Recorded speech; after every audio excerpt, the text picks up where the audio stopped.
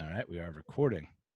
Welcome to Out of Home Insider, the loudest voice in out of home. And today we've got the Media Owner Starter Kit, the way to level up your existing network. It's going to be a really cool conversation because we've got the team from LG. We've got Sam Malakarjan, who we've met before from OneScreen. We're going to talk today about how those two things are completely changing the landscape for out of home over the next 12 months, but especially over the next 5 to 10 years. Gentlemen, thanks for being here. Thanks for having us. Absolutely. So we've got Mike, Sue, we've got Tim Kang from the LG team. Mike and I connected on LinkedIn. So Mike, I'm gonna kick it off right with you. Thanks for reaching out, but tell me what it is that LG does. Yeah, so we're actually a commercial distributor for LG, tier 1 distributor. We do mostly commercial displays. So we do everything from TVs for hotels to digital signage that you can put in pathways, kind of used as information kiosks, things of that nature too as well. I've actually brought on Tim, who's our VP, who can explain more of our processes together with LG. Tim, you like to kick it off? Yeah, absolutely. And sorry for the police background noise right now. But no, those are real sound effects. It's in case anyone thought we had a fancy studio and we were just layering that in. That is real. That was a real police car. Yeah, it was really good to connect with you, Tim, and we very much appreciated even hearing about some of the exciting things that Sam is doing. If I could back up a little bit and tell you the landscape of digital signage in the commercial environment. Well, it really started with guys like, let's say, McDonald's, Burger King, anybody doing a digital menu board. They wanted the ability to control what goes on that content. Control pricing, control new promotions. And of course, the old way to do it was to rely on your store manager, take a USB stick, put in the new content, and voila, you have updated content. Well, try replicating that 5, 10, 15,000 times for all your locations. You're really relying on store managers to do the most basic thing. You would think it would be easy. It is definitely not. So from a corporate level, everyone wants to be able to control all of their digital signage at the corporate headquarters with one touch of a button. And now, thanks to a lot of technology, we can do that. And so most of the big brands are implementing some type of digital signage as a menu board or maybe even throughout their mall. And having their control of the content at their fingertips is really the true key here. No longer do you need to rely on a manager using a USB stick. It's just all controlled remotely, either through a media player or without a media player. That's really set the stage for somebody like Sam to come in and really work a lot of his magic. When we heard what he was doing, we got pretty excited about that type of technology because we know that our customers, and I'm not talking about the QSRs, but let's say if you're a boutique hotel, or if you're even just a smaller restaurant chain, you have digital signage either throughout your lobby or throughout your restaurant. And now somebody like Sam can just plug and play with his technology to create any digital signage, whether it's a commercial model or even a home consumer model, convert that signage into digital ad space, out of home space. That's really, really exciting, especially now with the pandemic. Many retailers are hurting a lot, and this really gives them the ability to generate some revenue and eventually even pay for that screen itself. So if you wanted to set up 10, 12 displays throughout your store, somebody like Sam comes in and loads you up, and you're on a marketplace. But I don't want to steal too much of his thunder, so Sam, I want to toss it over to you because I feel like you can really describe the power of your offering here. Yes. I think you pitch it better than we do. I was going to say, I cut and print. We're going to just take this one to post-production. Thanks for hanging out, folks. Sam, welcome back. Content management, that's something that we've talked about. What's new in the world of OneScreen? A lot. And by the way, Tim, I don't know if we told you this. This started off as just a hackathon with some former colleagues trying to help small businesses. That was the concept. Fundamentally a TV screen isn't any different than anything else. It's got a processor, it's got a hard drive, it's got some antennas in it, and it's got a screen. And so we had the idea. Most importantly, it's got people looking at it. Yeah, exactly. Right. And so what if we could take we have smartphones. Why couldn't we have smart signage or, smart screens? Right. And part of what's new, by the way, is you guys are officially in our investor deck now because we'll have the ability to hopefully run as an app instead of having to mail out a device. But yeah, that was the concept, like some easy way for people to connect their screens to something that was smart, that was real time, that they could monetize. It could be ads. It could also be apps. So either third-party applications or like it's funny you mentioned, quick service restaurants and stuff like that. We've got a bowling alley that wants to use it to just like push specific beers and specials and other sort of stuff inside their, inside their own store in real time. And from our perspective, it doesn't matter, right? Like we just want to give people control, let them have insight into how many people are near the screen and how they're behaving and things like that. And then let them use that screen to make the experience good for the people that are their customers. It's interesting, right? Because for the media owner listening, I'm thinking, how does this, how can I plug this into my network, right? Can I use this across like a multi-screen, multi-state, multinational network? Is that something that you guys are playing around with? Yeah. So again, in terms of things I didn't realize was optional, because we're not from the out-of-home space. I've spent all my career in SaaS and e-commerce for the most part.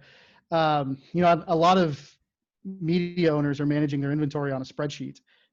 We sort of just from the ground up built this nice little Google Calendar ripoff. Yeah, it's cool, right? Like you can just drag and drop and create your loops and. Oh, I meant the working off of Excel spreadsheets, but what you guys got is very cool too. Yeah, and it creates a lot of value for people. You can very easily manage all of your inventory in real time, see what's sold, see what's available, or see what's undersold. Right. It's part of the inspiration for this was I was doing a product launch in Germany last year, and they had already sold out of all the airport and hotel sponsorships. I'm like, I will pay you 10x whatever you sold those for. Wow. But without there being like an auction or something like that, they're like, that's not how this works. So that was part of the inspiration here is you never want unsold inventory, but also, Mike Bloomberg wants to blow $500 million in 3 months. Almost none of that goes to out of home because without an auction, there's no way to price that out. And without that real-time control, like the media owner being able to say, I have real-time control over all of my screens, no matter where they are. Yeah. I was really trying to have somebody get him my number when he was about to spend that money. So, all right. So we have the ability to do this at scale. I love what you touched on there, Sam, where the user, once they get control, they're finding different ideas and ways to use it. Tim, how do you see that working, in the reverse back to your clients? How could they benefit from having control of the content, whether it is for ad space, whether it is for promoting their own specials, or maybe something that we haven't even thought of? And how does that benefit them at scale? Maybe we could get more into like the time savings, the financial aspect. What does it really mean? Great question. I think the hardest thing I'll take a grocery store, for example. There's many of them here in LA that have set up digital signage throughout their stores, whatever they want to promote. They're a smaller retailer. They're not a Ralph's. They're not, any of these other guys, but, they still want to do things and they still want to lift sales. So I was really surprised when I saw a lot of digital signage throughout their grocery market. Well, the hardest thing for these guys is to have content up there, to sell their ad space, to make it so that it's not a hassle, so that they don't have to actually hire somebody full-time to make sure those ad spots are sold. Because let's face it, they're not a Ralph's, they're not connected with many of the other agencies. They'd want to have somebody just do it for them. So yeah. Even if it's them putting up their own content, that's easy enough. But let's say they want all their other partners to sell on that space. Well, now they could just direct them to OneScreen and Sam, and they could purchase these things outright. And Sam mentioned another good point about airports. If you know anything about airports, typically they're dominated by at least the digital signage throughout the concourse, like a JCDecaux, right. Maybe a Clear Channel. You see these big, massive 98-inch screens hanging. They do a great job, of course, of putting that up there. It's no cost to the airport, of course. JCDecaux picks up the tab. But now, if you think about it, well, they're only offering, let's say, 60% of ad revenue. Every airport is different, but somebody like LAX, they're probably at the 60%, which goes to LAX. Well, now LAX can just say, hey, it's worth it for us to invest our own money into digital signage, put it throughout the concourse, and have it be bid out, so that we don't have a situation like what Sam just said, where, well, I'll offer you 10x, let me go inside there. No, even the airports themselves, they don't want to hassle with selling ads. They just want to have a platform for it. And if it's the highest bidder, well, guess what? They're happy, right? Now they can collect, let's say, 100% of that ad revenue, and they're not paying market value for a deal that they signed 5 years ago. They're paying the market value and getting the benefit right away. And I think that that's what makes it really powerful to hear about the exciting stuff that OneScreen is doing. It's cool, and it's cool that you guys have found this way already so quickly to work together, because like the entrepreneur in me hears, okay, I could get this screen with a system that will give me analytics, will give me the ability to instantly monetize this screen and manage it from anywhere in the world. Mike, what sort of opportunity does that present? Maybe a smaller player in the space, maybe somebody who's got grocery store relationships and has some sort of advertising in there, but now they have an opportunity where, hey, I can swing a stick like a JCDecaux and come and put in screens here because there's a way to monetize it. Mike, what sort of opportunities exist now for somebody that's thinking about other ways to monetize the relationships that they already have? So, I mean, you're obviously creating inventory by doing this. It's a huge thing because, like, in advertising, programmatic has become a big form of buying, I would say. This real-time bidding and just having the access to this inventory online and being accessible to it and having easy options to buy in a matter of milliseconds. So I think that this really generates inventory for, advertising agencies or even small-time buyers to just buy on their own without, professional consulting if they don't need it. So mom and pop shops are even able to buy ads on these screens, even on a local level, to support the business down the street. As well as, depending on location, you can see, let's say, like in a retail space, like in a plaza per se, during closed hours, you see, displays going off, turned off, or not even advertising any products. So you can see a lot of business owners utilizing these screens even during off hours to generate revenue for other companies or brands as well. So I see a lot of opportunity here. It just opens up inventory for a lot of buyers, whether it is on a large scale or small scale. But it really presents the opportunity for your brand to be seen, constantly and more frequently. And for landowners, for building owners, and for businesses, I think it's huge to really maximize these opportunities because, you always have expenditures going out. So this provides you, more accessibilities, more pros that you could build upon. So. Right. Yeah. It's a cost center has become a profit center. This thing that I got to pay a cable bill on every month is now making me money. Sam, like, realistically, what could a screen host expect to make from like that small business level? If you could use a average bar or restaurant, how much could they stand to make in a month? It's a tough question to answer. It depends on how many people are there and also how much advertisers value it, right? Like if you've got the barber shop that all of the Fortune 50 CEOs go to, you're going to make more than the, grocery store in the neighborhood where I grew up. And the real answer to that is they're going to make the right amount. It's not going to be, it's not going to be oversold. It's not going to be undersold. It's just about like rationalizing it. Yeah. Auction marketplaces are good ways to rationalize it. But I remember back when I popped Google ads on my blog spot back in the mid 2000s to take us all back a bit. And like just how magical that felt. Like you put one thing in, super easy, it's free. And then you start getting like a check in the mail. It's such a cool feeling. And, my blog wasn't particularly popular. So what was your blog about? A lot. It was about marketing. Yeah, just marketing and entrepreneurship stuff. That's Yeah, cool. it was the mid 2000s, right? But I made an appropriate amount that for what I put into it. And part of that too is, these companies need to, especially small businesses that we care about, or the retail environment. We keep hearing about the retail apocalypse, et cetera. Yeah. And the business model itself needs to evolve, right? Like if we want not every store to be Walmart, the business models themselves need to evolve. They need additional ways to monetize their own customers. So ads are a great way to do that. So are the store content, the experience content that Tim was alluding to in terms of driving better sales and adoption of their core business model. And they need ways to acquire customers more easily. So part of what I love is that you can take out your earnings, or you can just essentially trade space on your wall for space on somebody else's wall if it thinks you have shared customers. So like a lot of small businesses get their customers from local word of mouth. Could we scale that up and enable customer acquisition at scale without them having to invest capital into spending money on advertising essentially?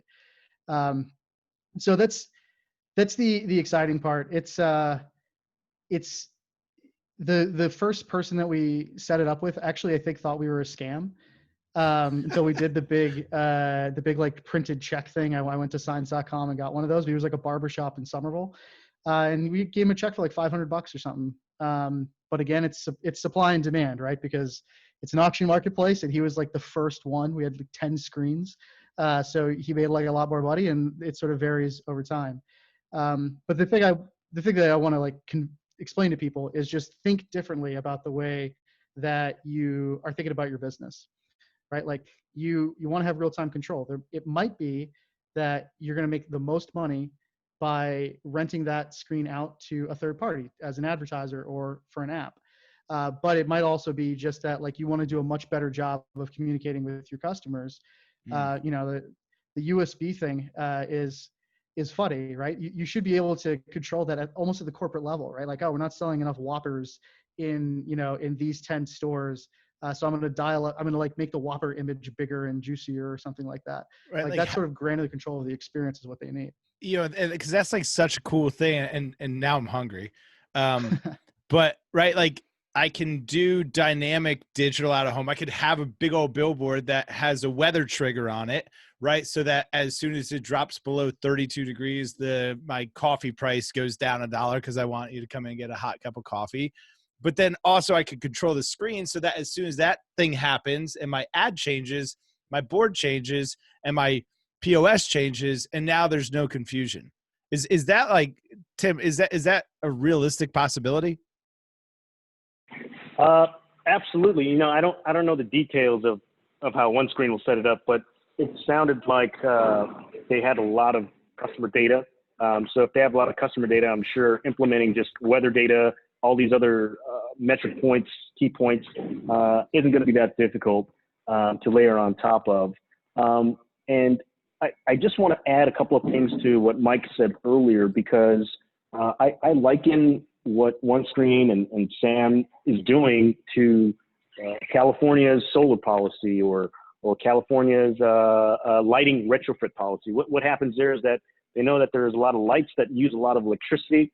So California is willing to pay you to have those switched out so that you use and consume less electricity. Well, the guys that are doing it are the actual installers, the general contractors, these kind of guys. In our world, that would be like a system integrator, an integrator or an AV integrator who goes and they install the TV, they mount it, they get it set it up. So I really see opportunity for those guys because they're going to be the ones motivated to say, hey, you will make X amount of dollars for your store just by having these 8 screens up. Buy it from me. You'll get your money back in, 8 months, 9 months, whatever the ROI measures out to. But now for them, they have an opportunity to sell their signage, but know that the owner will eventually get his money back over time.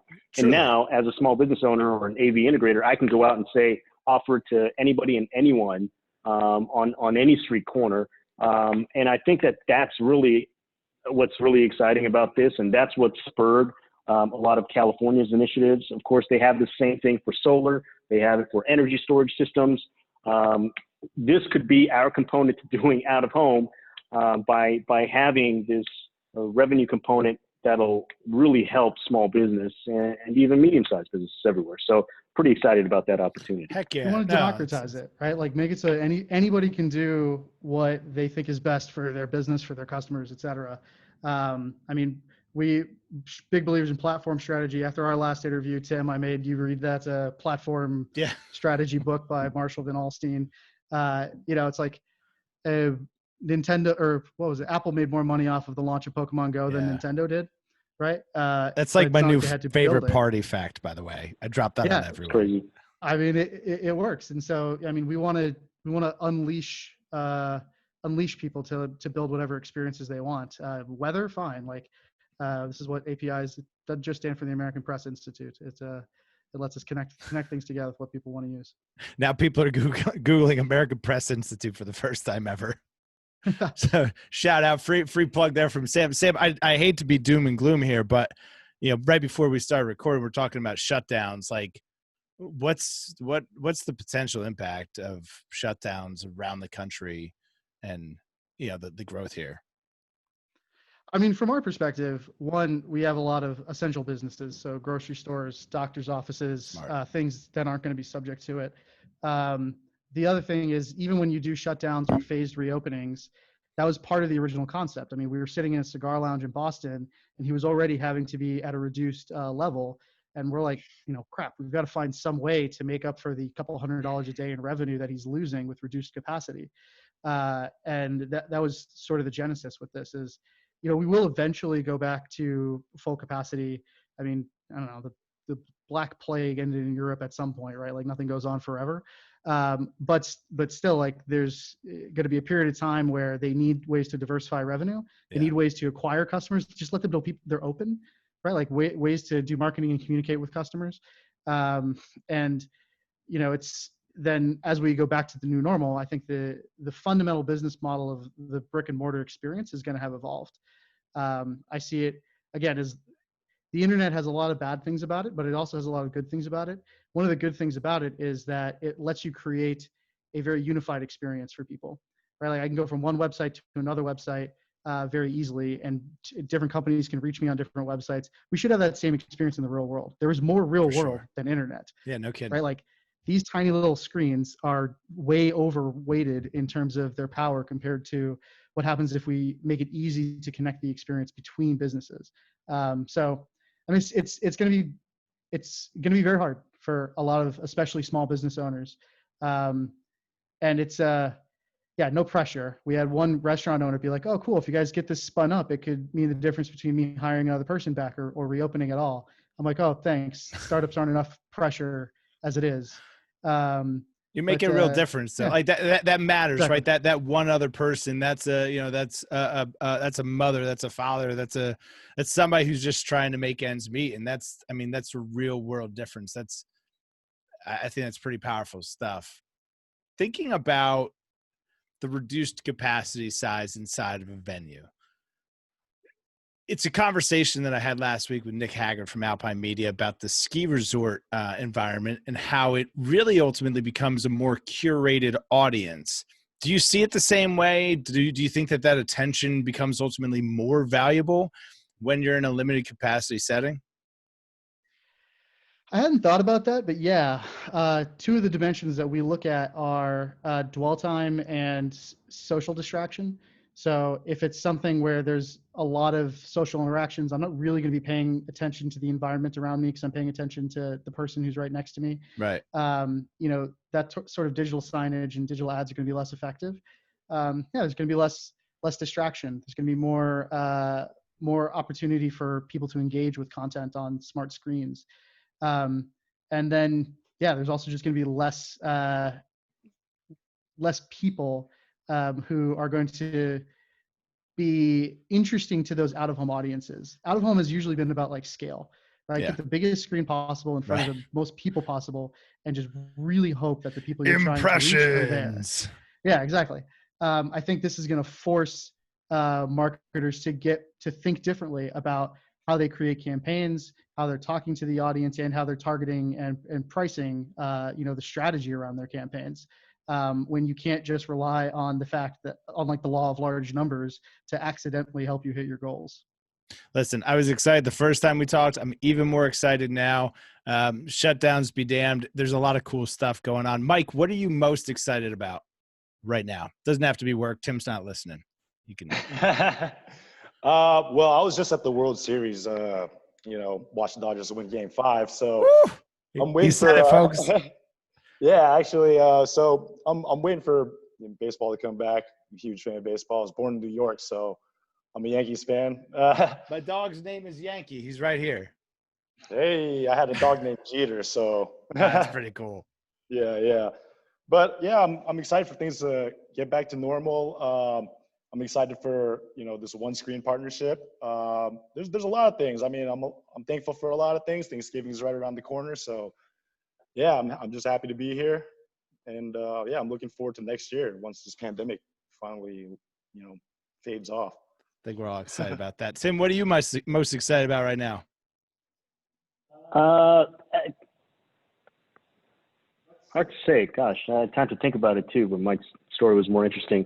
I am thankful for Thanksgiving. Obviously, won't be as big this year, but we will get to see some family that are coming in on a 6-person basis, quote unquote. But I'm very thankful that everyone is safe, at least in my immediate family, and so I couldn't ask for anything more, especially in 2020. So hopefully the health continues, and hopefully we all grow past this and go to the new normal next year. So he's actually a new dog father. So congratulations. I don't have a OOH dog swag. Otherwise, I'd hook you up. Maybe we got to add it. I don't know. We'll see. Dan, what are you most excited about? Oh, our Thanksgiving is going to be small. Our 2 dogs, my wife and I, here in New Orleans. I'm excited. Tim and I actually share something, by the way. We're both Packers fans. I found that out a while back. I'm excited to have an impact, right? Like I have a personal life rule of like, don't fight battles not worth winning, which is good, but it also means that you have to find a battle worth fighting. And there's a lot of, we keep talking about the new normal, and what that means is that there's a lot that has to change, and change brings the chance to work on interesting things in a way that can be net positive. So, also, frankly, this has just been a lot of fun because almost everybody on our team right now is also from the early days of HubSpot. So we're kind of like getting the band back together, which I didn't think I was ever going to get to, have that feeling again of working with a team like this on a cool project. So I've been really grateful for that too. It's awesome to work with good people. And what better time to get the band back together than 2020? Come on. Let's make it the best ending that we can.